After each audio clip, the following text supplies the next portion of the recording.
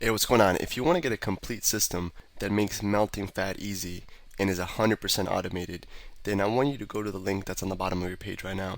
YouTube doesn't let me make that link clickable, so you're actually gonna have to type it into your browser, or I also put the copy of the link in the description so you can click on that or type it into your browser. Alright, for now, enjoy the video, and after you're done with this video, make sure to go to that link to get a complete fat melting system. Alright, so within this program, we're giving you several techniques, and dinner is another one of those crucial times. Kind of like how, at breakfast before you eat, you have a really great opportunity to melt pure fat. Before bed is another one of those opportunities where you can either mess it up and wake up fatter, and you know really mess up your progress. Wake up not only fatter but tired. If you have a heavy meal with a lot of carbs, your body will actually be processing and digesting so much of of this food during the night. It's going to be using all your resources to break down this food. You're going to wake up fatter, and you're gonna wake up feeling tired. So this concept, and when you follow the simple steps we're going to give you in this video, you'll not only have a great opportunity to wake up and melt pure body fat, because while you're sleeping, you're actually your body's repairing and taking all the garbage out and cleansing everything and just recharging you for the day.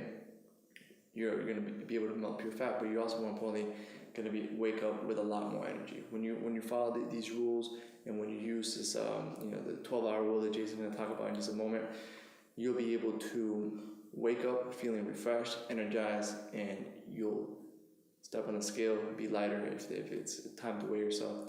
So let me get this straight. They're gonna sleep better. Yes. They're gonna wake up with more energy.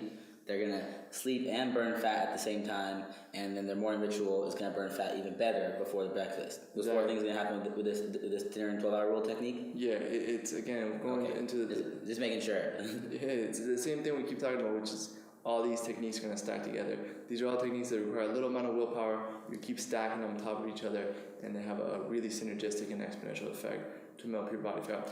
I don't know if you're familiar with the 80-20 rule, the Pareto principle, stating that 20% of the actions you do give you 80% of the results, right? So it's you probably wear 20% of your clothes 80% of the time. 20% of the salespeople make 80% of the sales for companies, and this guy did research, and the 80-20 rule spans in all kinds of areas in your life. This before bed is one of those 20% that give you the most benefit. So instead of being one of those people at the gym where you're sweating bullets and you're going really hard and being a cardio bunny and exerting your energy and giving your all, instead, be strategic and use this time before bed to really wake up feeling lighter and feeling better.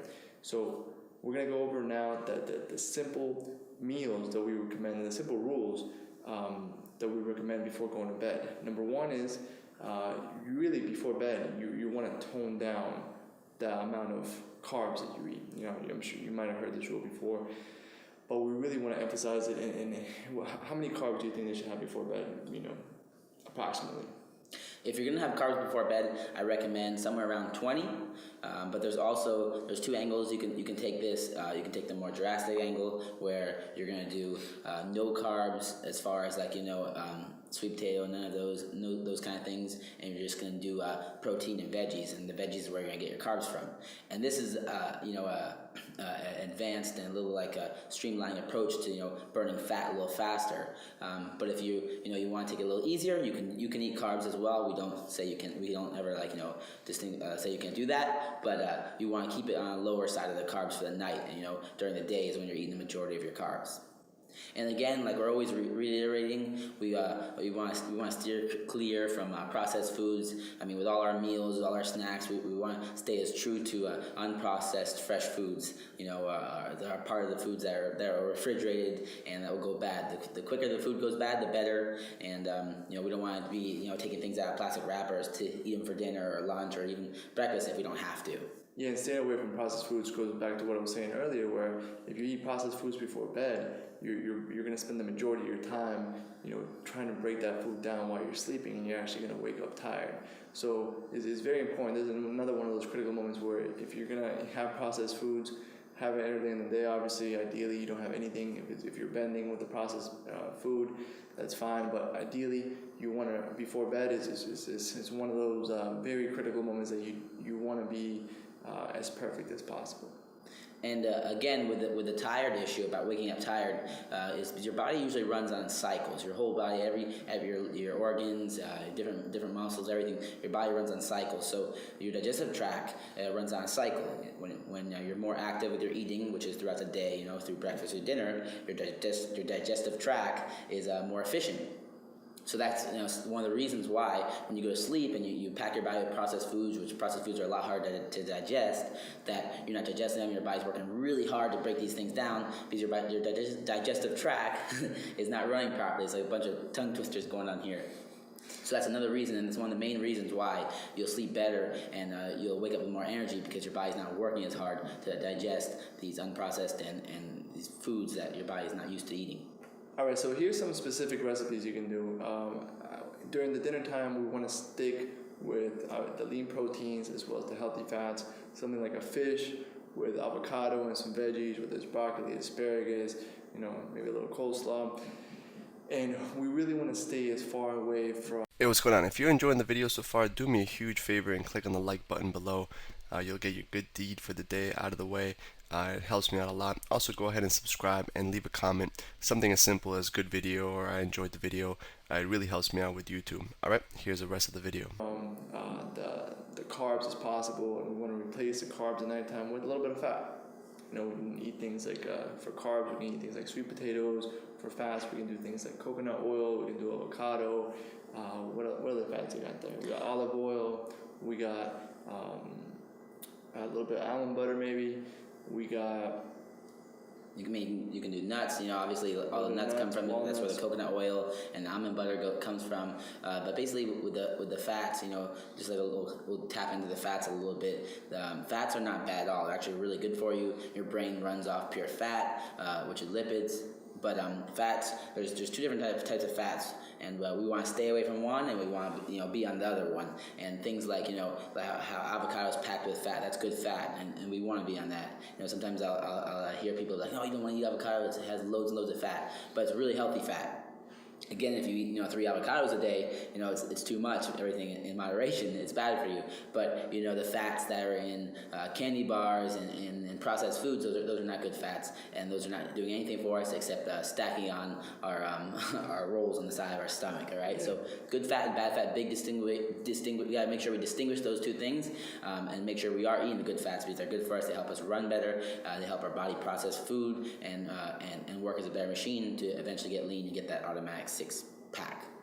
All right, so I know that before bed is one of those moments where some people use food before bed as kind of a sleeping pill.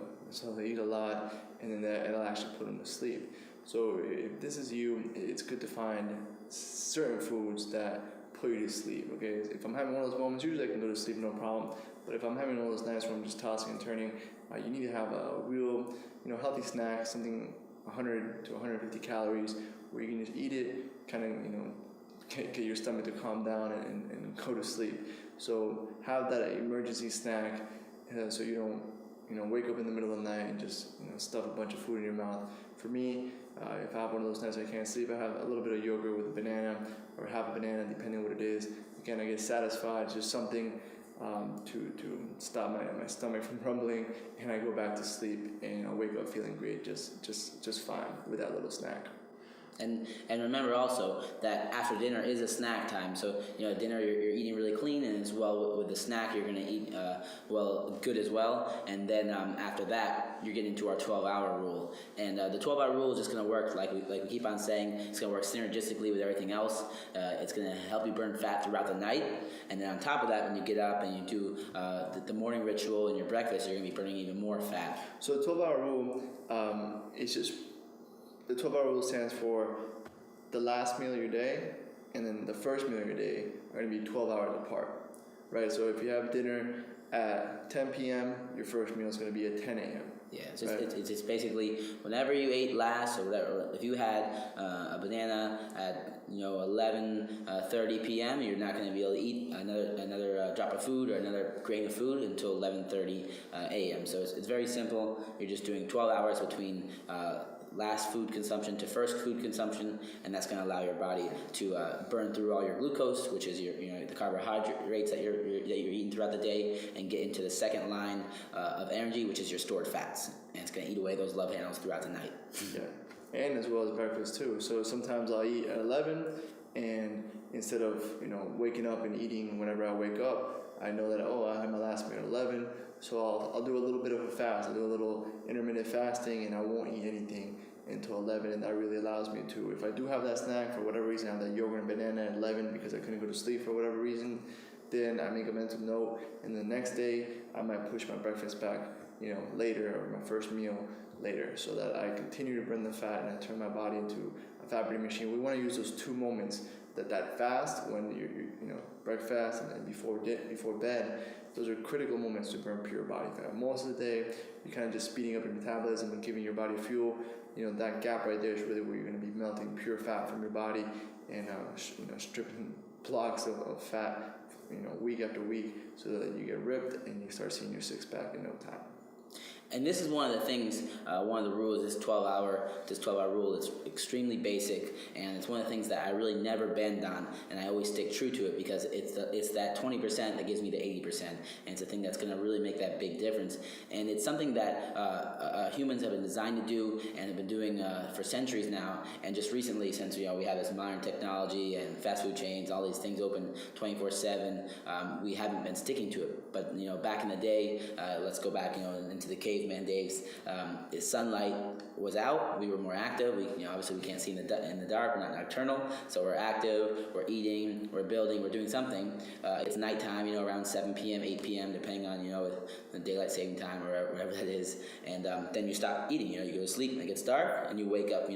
When it gets light again, which is again between 7 a.m. and 7 p.m. So you have that 12-hour gap, where you're sleeping and relaxing and not doing much, and then when you get up and the light comes out, you eat and you get active again, you start eating. So the fasting is totally natural, and that's how our bodies were designed, so they can clean out, and again we can stay lean and mean and trim and get that automatic six-pack. Beautiful. So implement the 12-hour rule. You'll have a little report underneath this video with sample dinners. Have that emergency meal, that emergency snack, whether it's yogurt, banana, whatever will help pull you to sleep. Some people like turkey, whatever it might be for you. And make sure you don't break this one rule. This is really one of those critical ones. Like Jason said, it's a 20% that gives you 80% of the result.